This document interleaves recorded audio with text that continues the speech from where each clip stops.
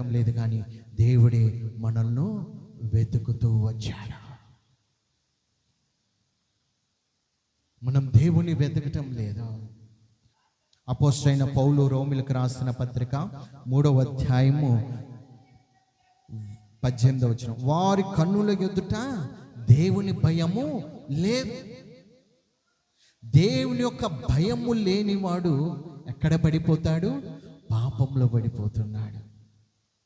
నీవు ఎప్పుడైతే నీ కన్నులకు, నీ యొక్క భక్తి జీవితానికి ఎప్పుడైతే నీవు దేవుని యొక్క భయమును నీవు కలిగి ఉంటావో, దుష్టుడు నీ ఎదుట వేటినైతే పెడుతున్నాడో వాటినన్నిటినీ నువ్వు దేవుని ఎదుట పెట్టినప్పుడే మన జీవితాల్లో మన బ్రతుకులు మారతాయి.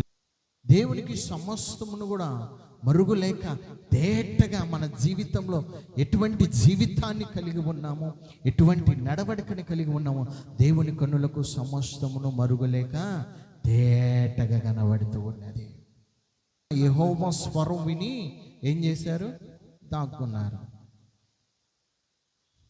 కానీ నా దేవుడు కనికరము ప్రేమ కలిగిన వాడు గనక ఆ రోజు మొదలుకొని నేటి దినం వరకు నీ కొరకు నా కొరకు వెతుకులాడుచునే ఉన్నాడు. హల్లెలూయా, హల్లెలూయా.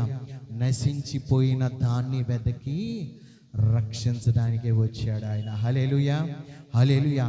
మన దేవుడు ఎవరండి? కరుణ గల దేవుడు, ప్రేమ గల దేవుడు, శక్తివంతుడు, బలము కలిగిన వాడు, బలము సామర్థ్యము గల దేవుడు.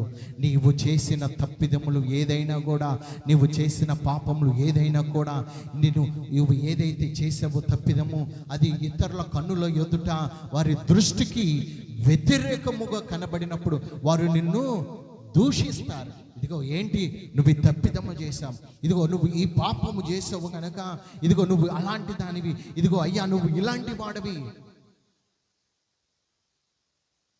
అని తీర్పు తీరుస్తూ ఉంటారు. ఇదిగో నువ్వు ఎలా ఉన్నావు, ఇదిగో నువ్వు ఈ తప్పిదమును చేసావు, ఇదిగో నువ్వు ఈ పాపమును చేసావు.